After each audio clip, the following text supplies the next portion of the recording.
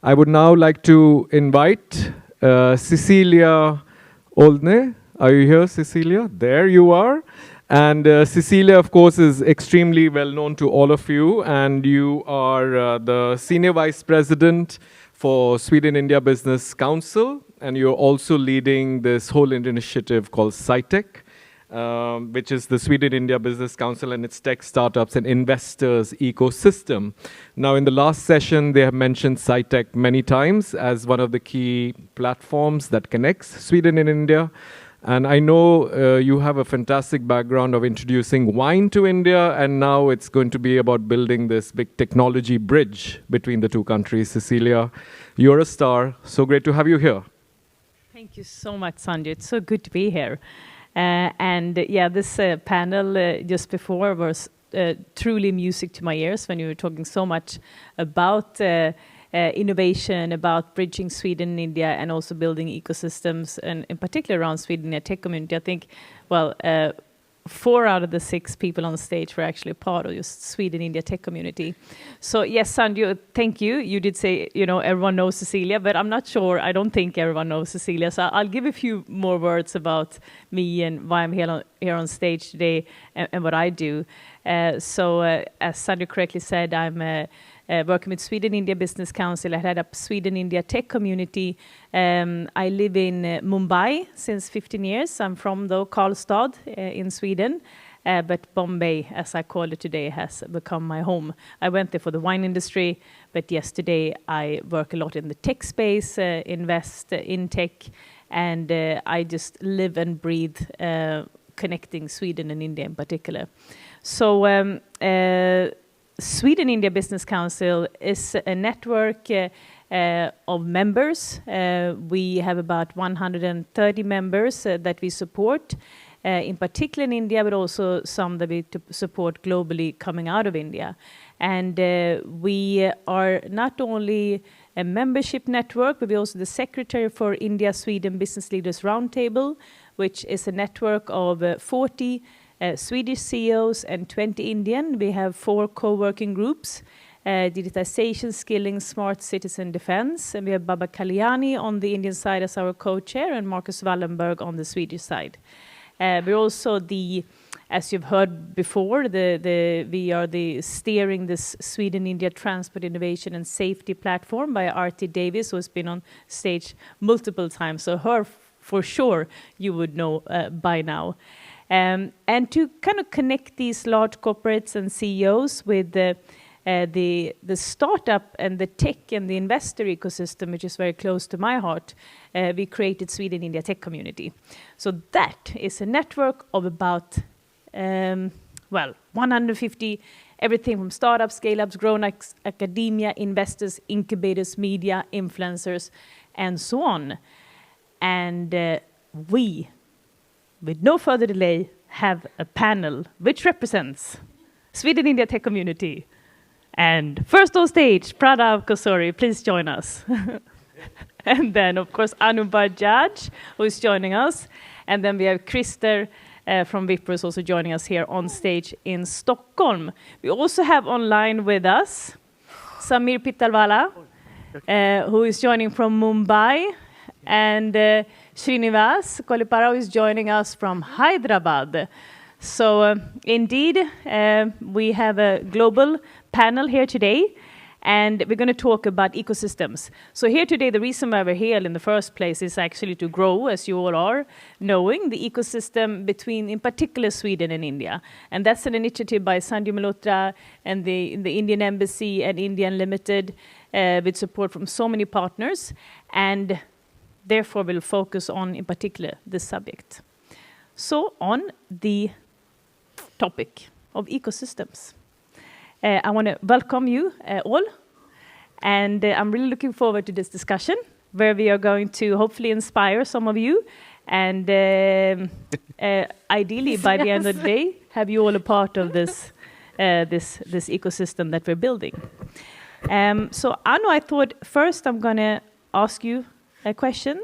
Sure. I wanted also to give you the opportunity to talk about what it is that you do, because it's very relevant, your business as well. So you have started Shikonomy, you're a total force of nature. We met through this Founders Alliance dinner about a month ago at the City Hall. And then last week we were in a delegation in India. You flew from the US to come and join us. So you really understand this importance of ecosystem. And with that mindset, you have built Sheconomy. So tell us a little bit more about Sheconomy and what it is that you do with women, for women. Amazing. Thank you. Thank you all for having me here today. So I'm Anu Bardwaj. I'm the founder of Sheconomy. I used to live here in Sweden 15 years ago. I did my MBA here at the Stockholm School of Economics and went to the Indian Institute of Technology in Mumbai. So I did the opposite of Cecilia. I came here and then ended up in India and ended up working on global women's issues since 2007. I did my Fulbright on global women's entrepreneurship. Loved living here in Sweden. Everything that you do to advance gender equality is incredible. And I took that with me to India. And I spread it all over the world and said, everyone should be like you. So I started working on global women's issues, started a platform called Women Investing in Women Digital. And we have still 950,000 followers on Facebook, grew organically. It's just content. It's just, news that we share, community. Ended up starting a podcast network platform called Women Investing in Women and Girls. And then in 2014-15, I started working with private placements, looking at funds, private equity funds, US venture fund of funds, bringing them to Scandinavia, the Middle East, made my fortune there, and then decided to reinvest it all into this digital media platform. In 2017, I got really interested in cryptocurrency and blockchain, and invested it into a fund, which quintupled very quickly. And then I said, you know what, I should probably get into this game, but I want to design the wallets behind how this works. I'm going to be on the tech side.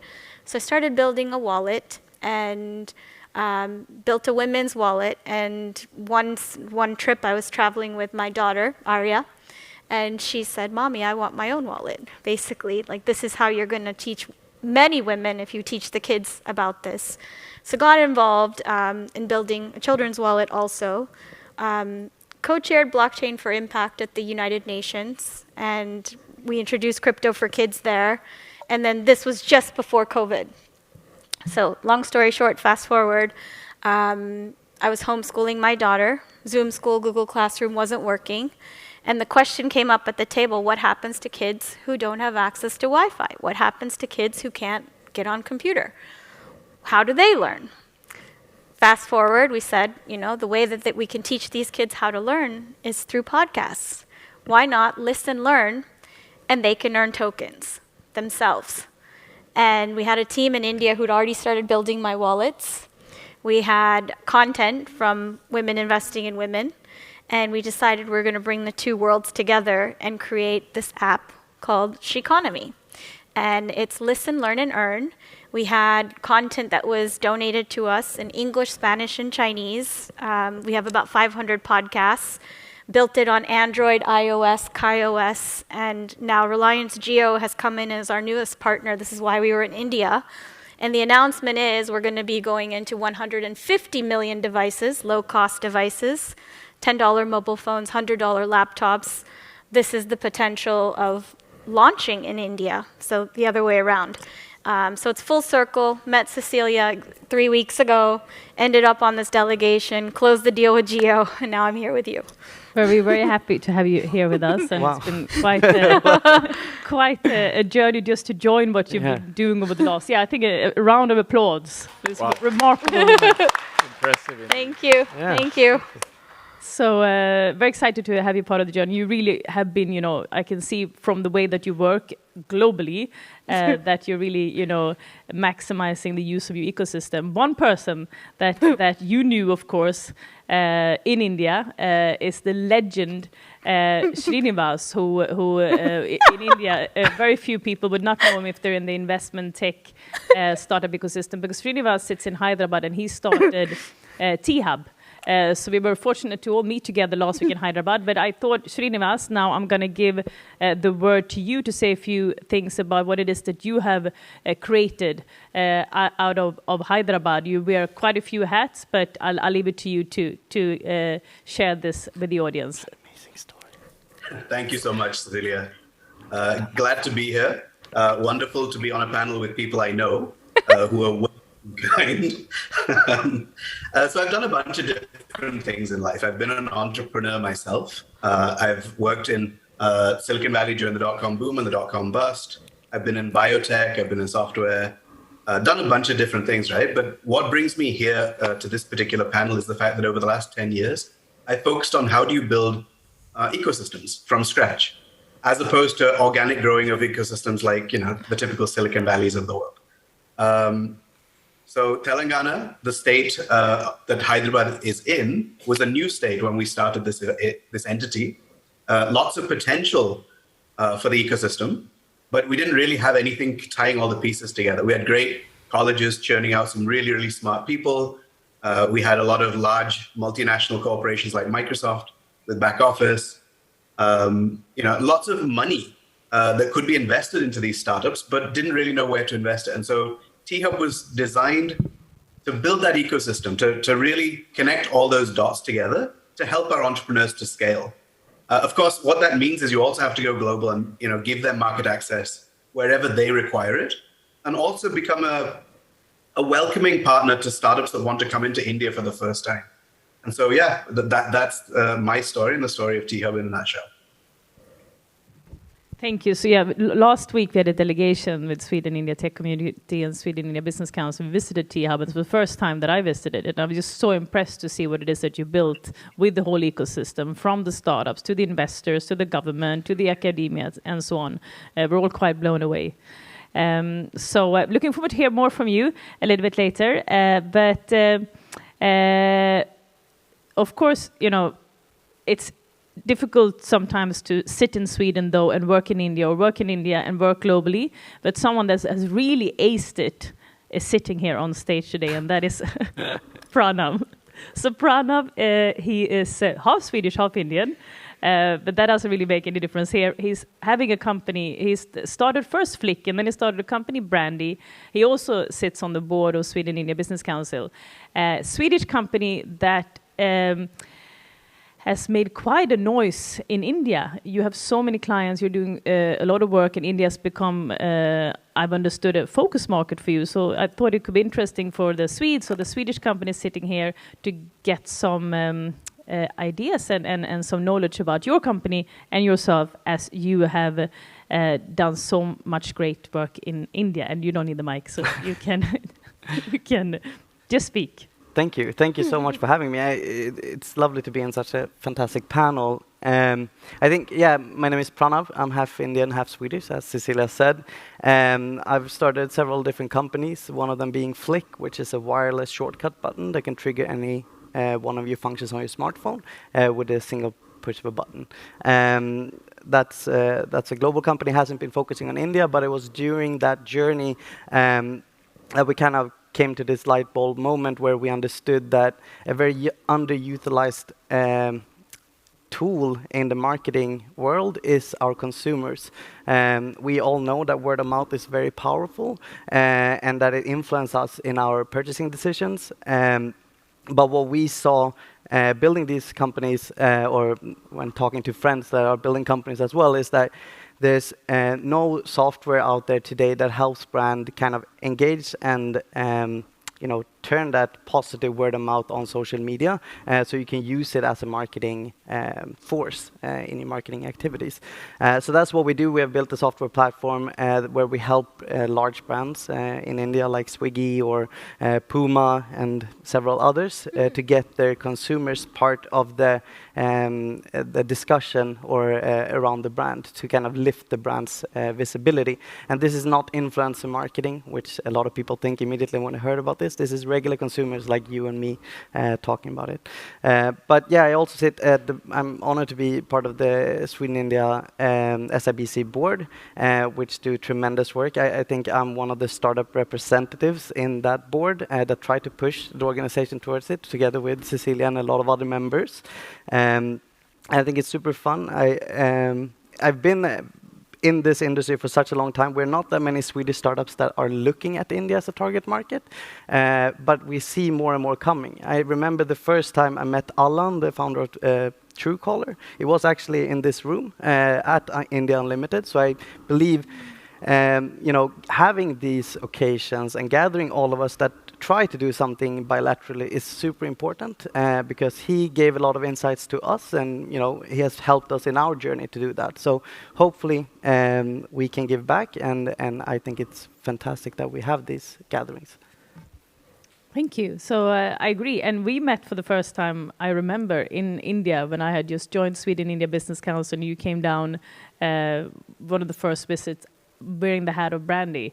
And I believe that's also, I could really recommend that for anyone, looking at doing business in India, do go and visit and meet people, because the sky's the limit when you go also to a country and engage with the ecosystem in that particular country. Of course, we can do a lot of things virtually now, but it was worth it.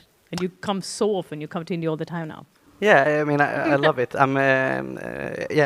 It's fantastic. But also with this whole pandemic, the digital landscape, working with remote teams, that has been a great opening. I think that's also a huge opportunity that might also help a lot of Swedish startups actually look at India as a market, because it is a hurdle to go to India and be there and where are you going to start? But now you can actually do it in the same way that you. Yeah, absolutely. And that's, I believe, is one of the reasons why so many are online and joining this today. But one person joining in person is also Christer. And Christer happens to be Swedish, but representing an Indian company. So a little bit reverse from Pranav. So I thought it could be interesting. Now we got a perspective from a Swedish company that has been focusing on India. But it would be then very interesting to hear your story, because Wipro is, most of you would know Wipro, an Indian giant in the tech and IT space, and they're global. And on that note, tell us more about being an Indian company, but being so successfully globally, and in particular, of course, here also in Sweden. You don't need this either. I think Okay, I'm just going to keep it. I have a mic here. So yeah, it seems like I'm the odd fellow here. My wife, indeed, is an entrepreneur, like many of yourselves, and my brother-in-law is a true entrepreneur, but I decided to stick to a normal job.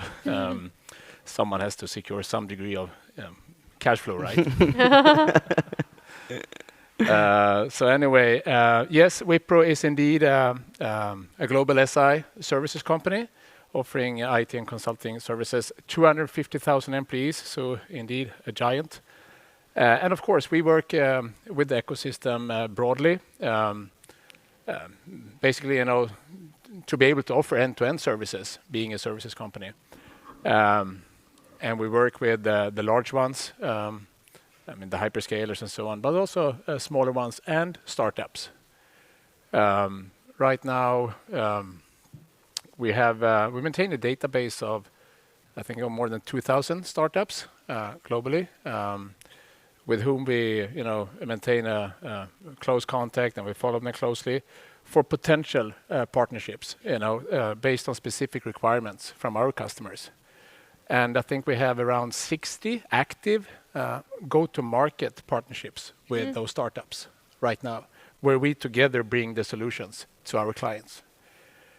I think it's fair to say that we need to develop this further in Sweden. Right now, we have 2 companies we work with. Both of them happen to be in the sustainability area. One of them is offering a service to measure basically sustainability performance. And the other one has a solution to measure carbon footprint impact for businesses and individuals. So let's see where that goes. So when we work with the ecosystem, startups, smaller companies, of course we can do that in different fashions, being partners, subcontractors, and so on.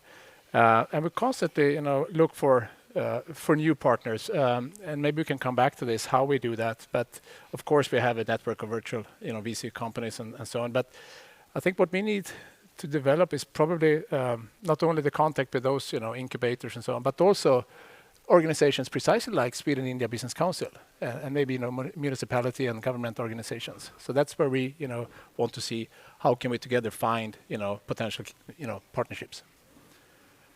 What else? Sometimes we take it further. Of course, we work with M&As obviously to complement our services portfolio. We do also do smaller investments across the whole technology stack. Being a cloud infra, DevOps, cybersecurity, basically everything that relates to Wipro's strategic priorities. And typically, we go in for early or mid-stage companies, mostly together with larger investors, where our paycheck is maybe in the neighborhood of 2 to 7 million. And when doing that, regardless of what scale it is, I think what is important is for us to understand, of course, the win-win or the win-win-win. For us, obviously, it's about sensing tomorrow, picking up emerging technologies and build our knowledge about it, thanks to the ecosystem, and get access to that technology at an early stage, of course. Whereas for the startup or the smaller company, I guess the value is in getting access to our customer base, maybe where we can elevate them from a limited local market to a true global market. But also for the client, it's important, of course, to understand what's in it for them, and obviously also for them. I think many times it is about getting access to emerging technology early with limited risks. And many times our interests, of course, we share the same interests, and sometimes we co-invest. So we have few examples of that. One is Ericsson, for instance, which is obviously a large customer for Wipro here in Sweden. So we've done a couple of those things. One company is Avamo. You may have heard of them. It's basically deep knowledge software company having virtual assistants. So we went in there together. Same thing with Headspin. Both Ericsson and Wipro invested in Headspin. It's a company offering test services for mobile apps. So we do that together. I think that's important. Maybe on a final note, I learned the other day when I spoke to our venture group that we have obviously Wipro Ventures. They have a fund of some $300 million that can be used for strategic investments with startups, it can be quite interesting. There is I mentioned two companies just finally here. There is a company called Nunanix, I think, if I'm not mistaken. It's a company based in the Bay Area, offering it's a cloud platform basically for hybrid multi-clouds. Another company called Splunk, which works with machine learning. Know them. You know them? Yeah, my friend works for them. Wipro went into those two companies some time ago when they were small companies, sitting in some dark basement in the Bay Area. Now the capex on Nutanix is $6 billion. Splunk has a capex of $13 billion. Correct. So you never know where it goes. So I can imagine quite a few listening in are going to approach you. So if they want to connect with anyone at Wipro to pitch their startup idea from India, from anywhere in the world, who should they connect with? They can come to me. Okay, good. So, Hi. connect with Chris there.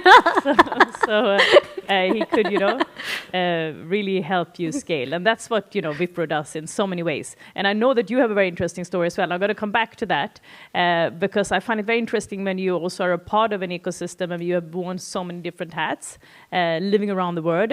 And one person who started off as an entrepreneur, started his own company, then moved on to heading up Epic Games in the Asia-Pacific region and now heads up Google's gaming division in the Asia-Pacific region is Samir Pittalwala, who is joining us from Mumbai.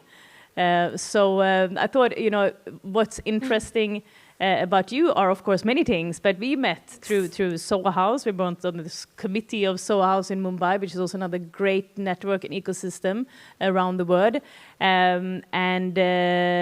I could tell the story, but I will leave it to you, Samir, giving the story, how you started Culture Machine and then went on to now heading up Google's gaming division and what it is that you do in the world of the 3D ecosystem and Web3 sitting out of Mumbai.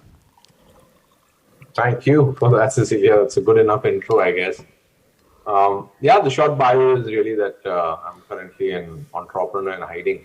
So all it's been after 7 to 8 years of building CM, and then after the acquisition was playing around with gaming and game engines again, and that's how sort of found my way into Epic, and now at Google. But I think in this particular region, entertainment is pretty much 100% of the category. Gaming is only 6% compared to globally, where gaming is 50% of the category when it comes to the amount of entertainment spends that get committed to gaming. So it's a super exciting ecosystem because a lot of the tooling that's used in gaming as well is now being used in a variety of other industries, including in automotive, architecture, engineering, construction, and pretty much every other form of simulation. So it's been a fun ride, and I'm really enjoying learning this in a different way. Prior to Culture Machine, I led digital for Disney for India, but started my career as a journalist reviewing computer games. So for me, it's a little bit of a coming full circle and back to something that I was quite passionate about, and now continuing to explore in different dimensions. No pun intended. Yeah, so from journalist to entrepreneur to now heading up this, big role with Google. But you must see, in terms of everything that is happening in the Web3 space in India, I thought it's also interesting for you to shed some light on that particular area, because it's just been booming in the last years.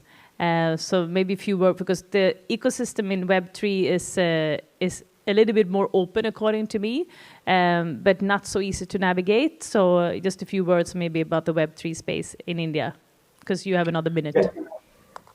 I think that from a developer ecosystem has really kind of grown dramatically. One of the core reasons has been just the wealth of talent we have in software engineering, and a lot of these folks ended up coming in early, especially when it comes to programming languages like Solidity. It's kind of led to a boom, including companies like Polygon, which were born out of India. I think regulatory-wise, there has been a few challenges when it comes to how these companies could operate here. So you end up having a lot of Indian-born crypto companies that are working out of Dubai. That said, there continues to be a huge pool of talent, and we continue to see amazing companies come up here. The good part about being on the infrastructure side of the business is you get a front seat view into a new company being built, or a scaled company looking to find a way that they can continue to grow and grow fast. So I think Web3 itself is incredibly interesting. And then the Venn diagram of Web3 meets finance, or Web3 meets gaming, and the sort of Venn diagram and the overlap where Web3 meets gaming continues to be something that APAC in general leads in terms of a worldview. I think the West in many ways is looking to Asia Pacific. Markets like Southeast Asia and India are at the forefront in innovating on what gaming itself will look like, what communities will look like who play these games. So it's kind of privileged to actually see something new come. Not very often do you get something that's also world class, that's new, but it's also something that's being built in your own backyard. So that's fun to watch. Yes, I think, that's one thing. Of course, tech is in the DNA of Swedes and of Indians. And, gaming is, of course, also something that Sweden is very known for being ahead of the game in. And, India is picking up fast. And, of course, if anyone gets to see what's happening in that space in India now, it's Samir. So very happy to have you also part of Sweden-India Tech Community. I thought we have another 20 minutes on the panel, then we're going to do a little bit of Q&A. But some inspiring thoughts from all of you is what I'm kind of looking for here, because people are, thinking about ecosystems, thinking of how they can get involved, I'm hoping. And I wanted them to get some more ideas from how you have gone about it to build your ecosystem globally. You said a few things about it, but for example, Anu, you always ensure that you are at the right places. I don't know how you do it. Of course, I was very happy to have you part of the delegation last week, and we've been talking about delegations coming up. It's too late to promote my delegation, but there are quite a few that are happening now in the next months to India with, the Swedish Energy Agency, with Vinnova, and so on. And I thought maybe you can give some inspiring words on what was your feeling about being in India in a delegation last week. Yeah. So it was unexpected, number one. I've been planning to go to India since before COVID. It just got delayed and delayed. I had actually been speaking with a neighbor of mine who's the CMO of Wipro in Palm Beach, and had thought, at some point I will go down to India.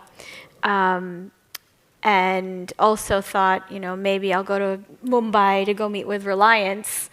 And coincidentally, this delegation was going to Mumbai and Hyderabad and Bangalore. And I got to see Srini as well, who I haven't seen since probably 5 years. The last time I was in Hyderabad was with Ivanka Trump when the Global Entrepreneurship Summit happened in Hyderabad. This was something launched by President Obama. And we had met at that delegation years ago. So it was a way to reconnect the dots. And I didn't get to India without coming to Stockholm first. And that was another coincidence, meeting you at Stadshuset at the Founders Alliance dinner. So I just thought, what, maybe this is a sign. Maybe, all signs are pointing to India. I think this could be a good opportunity. And I let it sit for a while. And Cecilia had continued planning. And I got this text. I was flying from Barbados to Miami, and she said, "Where are you? Are you coming? Are you coming on the delegation?" And I said, "Okay, I don't know if it's possible. Can we get organized in time?" And we managed to do it, like within 72 hours. And for those of you who are thinking about, doing it, don't think, just do. And at the end of the day, India's going to shock you. You really can't prepare for it.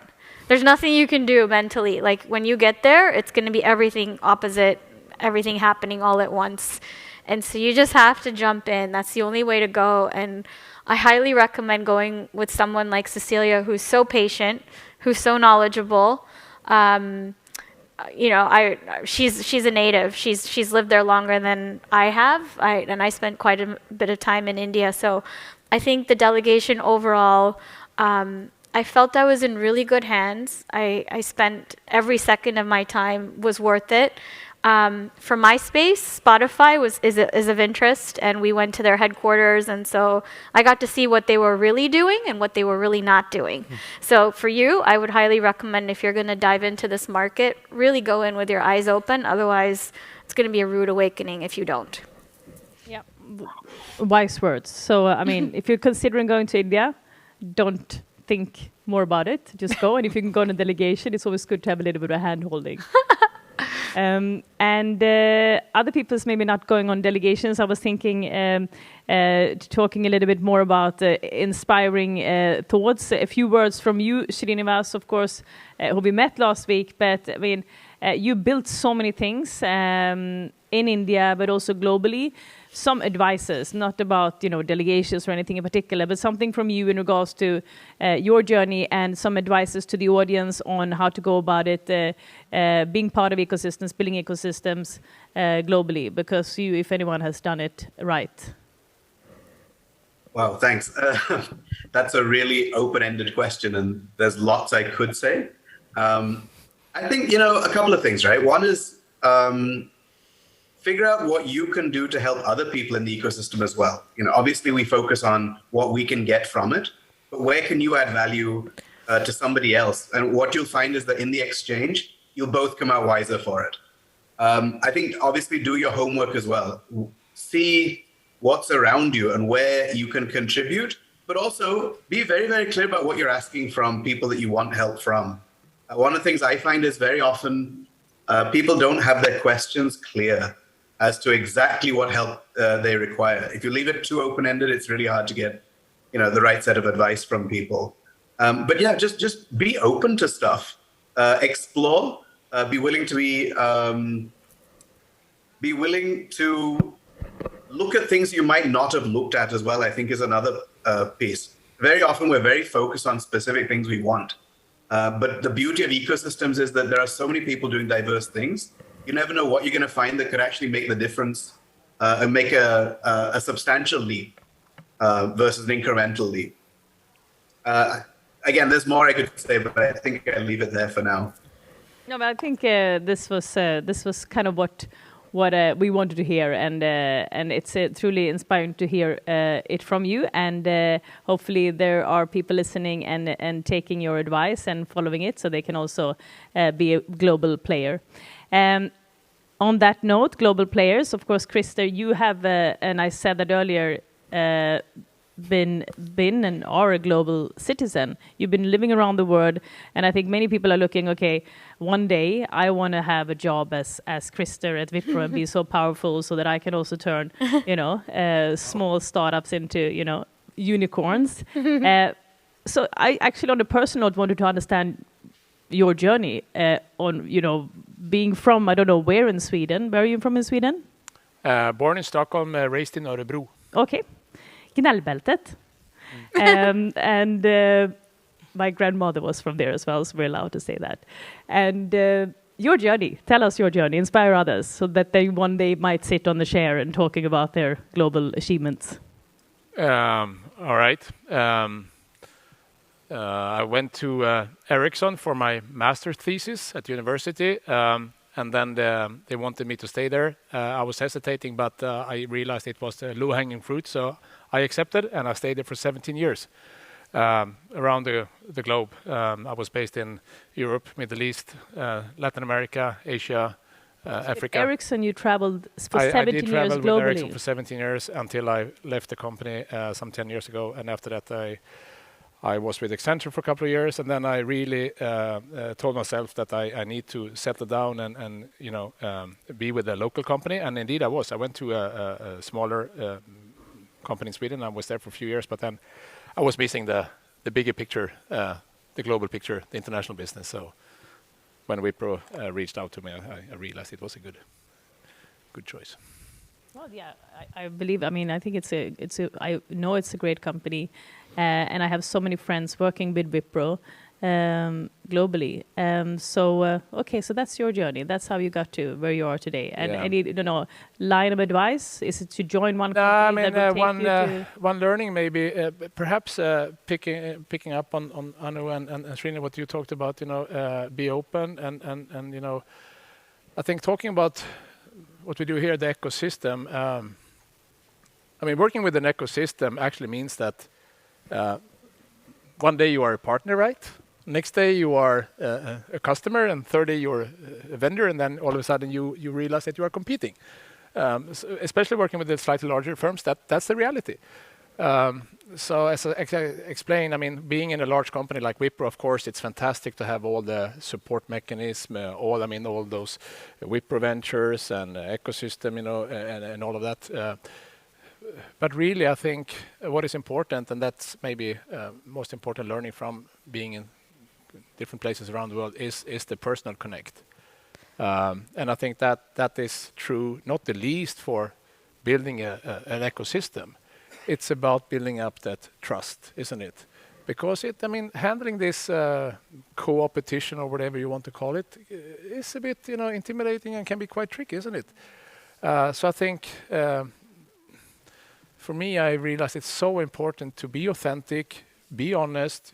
Business can be quite brutal sometimes, right? Big time. It can, right? But as long as you are honest and authentic, and I think that's what is most important. And then slowly you build up that trust, regardless of what size of the business is, regardless of where you are in the world, isn't it? So it's about the personal connect.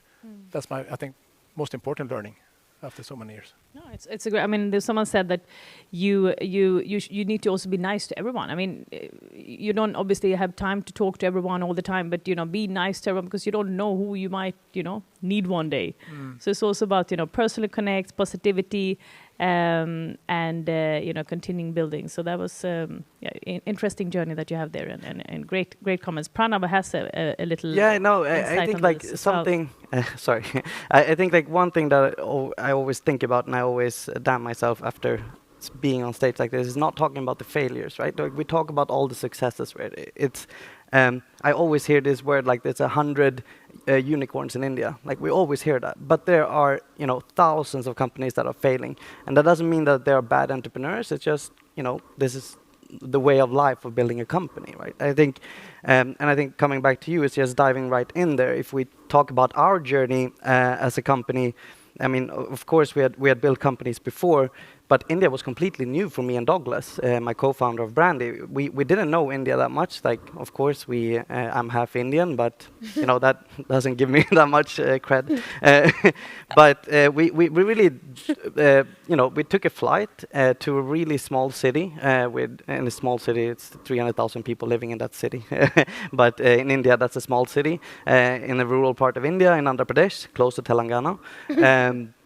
But and we went there, and we literally, we had built an MVP of our product, and we wanted to try it out with real people. We wanted to see like how do people actually interact with this product. So we went to this little city because it had a high concentration of universities around it, or colleges. So, and we wanted to speak to students because we knew that students are very active on social media. We want to understand how they are interacting with our product. So we flew down there, and we went down on small mopeds. It looked very strange because my co-founder Douglas is a very tall white guy, and we were going around and he was sitting on the back with like suits. It looks very strange. But and then we went to these small coffee shops and things like that, and we talked to them. And we tried to convince these people, and we had been in conversations with Google or Apple in our previous companies, but and we found that it was even harder to sell to these local coffee shops than it was to selling to these large corporations. So it was a real experience. And why I'm telling you this story is it's a little bit we didn't succeed all the way there. Then we went back and we raised money, and did that journey, and we're still on that journey. But I think it's super important if you ever want to dare to do something in India is to actually try out and just go and see how it goes. And you will fail, you will go, and then you will learn. And then it's this spontaneous interactions, right? When I met Alan here, he was the only Swedish guy I knew that was running a company, Truecaller, in India. So you get some advice from there, and then I met through Stockholm Stad, which are doing amazing work with Anna Gisler at the forefront. I met Robin Sukia, who is the president of SIBC, and then I was like, wow, there's an organization that actually has some collaboration. I mean, it wasn't, it's this spontaneous interaction, so you need to dive in and see how it goes, and that kind of builds that network that you have after a while. But yeah, that's my 2 cents of that. No, that's a very good 2 cents, and that's also. But after this session, we should ensure that we speak to the person next to us, because you don't know who that person might be and what might come out of that conversation, and that's leading me to you, Samir. You, of course, I mean, something that I thought, of course, we talk about ecosystem, we talk about how we build them and what we do. And of course, we do it at Sweden India Business Council to connect Sweden and India and connect the members and the large corporates with the startups and the techies and the investors. But I thought another way, of course, to build ecosystems is to think about how we can monetize on them. And of course, a way to do that is to set up a fund. So I'm, of course, very proud to have started a fund recently. I'm not here to promote it, but I thought it could be interesting for me to ask Samir, who is the anchor investor into my fund, when you look into being a founder of a company, now heading up Google, looking at the kind of ecosystem that has been built through the fund, could you give us some kind of insights or advices on monetizing and working with, say, now India's 3D ecosystem, which is also the focus of the fund that I've started. So I'm blowing my trumpet a little bit, but it'd be good to hear it from you. It's more of an advice to the audience. Thanks.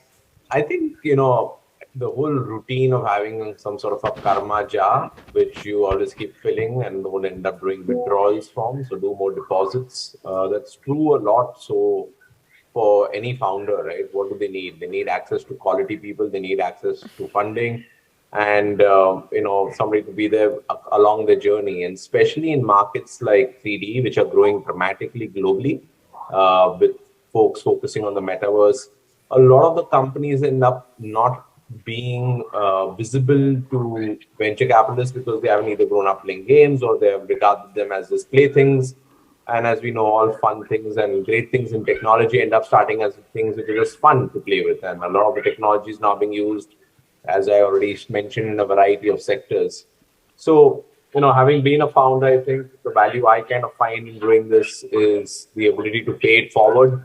And quite importantly, I think the ability to always remain on the edge. You end up becoming intellectually lazy sometimes because, large companies which are trillions of dollars in worth, while there is a lot of innovation which happens inside of them, it's good to see and kind of live at the edge of what great founders in this ecosystem are doing, and especially not when only are there great founders in the ecosystem, but also when they are chasing something in an environment where they are pretty much defining what the next version of the internet will be, which is most likely not going to be 2D, it's going to be 3D. And for about 420 to 500 million people who are connected, I was just checking some stats. It's about 720 million people now with an active mobile connection. So that's an incredible number, and that is also one of the world's youngest population and the fastest growing gaming market globally. So I think those are stats you can't ignore. And the fact is, pretty much last week or so, 5G services have been launched. So you have such a large ecosystem all conspiring together, and you also have a founder ecosystem that's hungry and is looking to kind of grow fast and also connect. It's a great place it's the best party to be in. And, with Cecilia as well in it, it always ends up becoming something in which you have warm, healthy conversations. Thank you for your 2 coins on this. But so I kind of wanted to leave the audience inspired by ecosystems, inspired by us feeling intrigued to talk to the person next to them, feeling intrigued coming to India if you're in Sweden, but if you're listening in from India, come to Sweden, go global, ensure that you work, because when it comes to, again, Sweden-India tech community, what do we have again? There is startups, there are scale-ups, there are grown-ups, academia, investors, media, influencers, governmental bodies. So don't work in silo. Don't sit there and work only what it is that you do, because if you work alone, there is so little you can do. I mean, you can do a little, and that could be good, but it's only a little. And if you work together, you can do so much more. So think like that. But I have another 5 minutes, and that is also what I wanted to leave to you, because I want to engage with you, and I want to invite you to be a part of this conversation, and hopefully one day be part of our ecosystem if you come and talk to us. So any questions from the audience? This guy.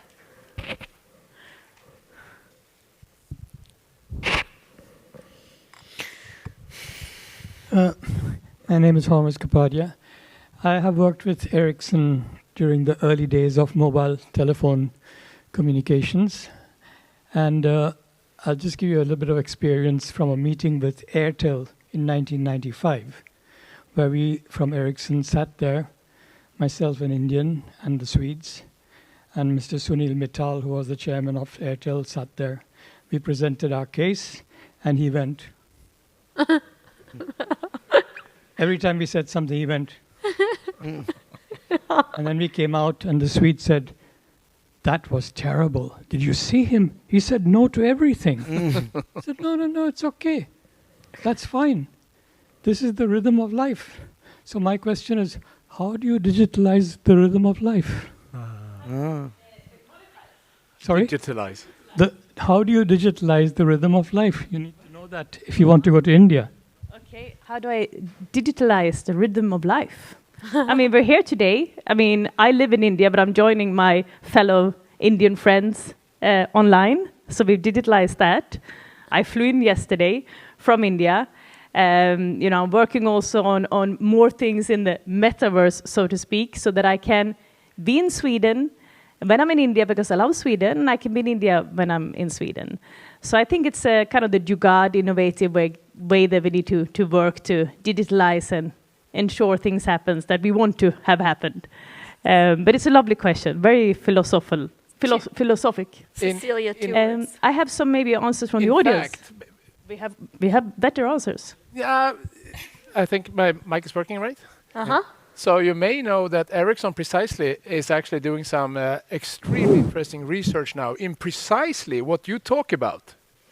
You know, next generation communication will have virtual smell, right? Virtual smell, virtual taste. So actually in the Ericsson studio out in Kista, north of Stockholm, they demonstrate some of those thoughts. So you may be closer to reality and truth than you believe. Just dance. Ericsson. Just dance. Just dance? That's it. Okay, I love that. Any other questions from the audience? We have another 2 minutes.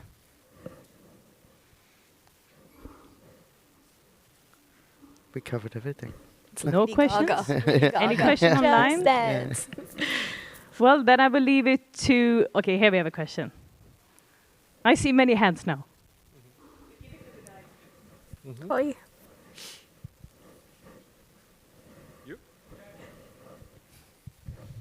Hi, I think all the esteemed panelists here share their stories and their journeys.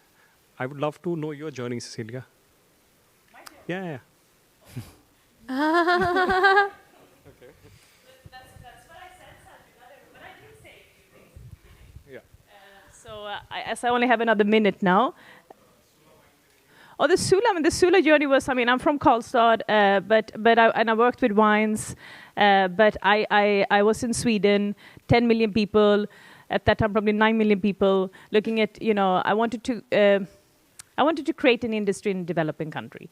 And I was looking at Asia, I was looking at China, I was looking at India, I was looking at Africa, Brazil, and so on, because I was, my wine was my forte and what I knew most about.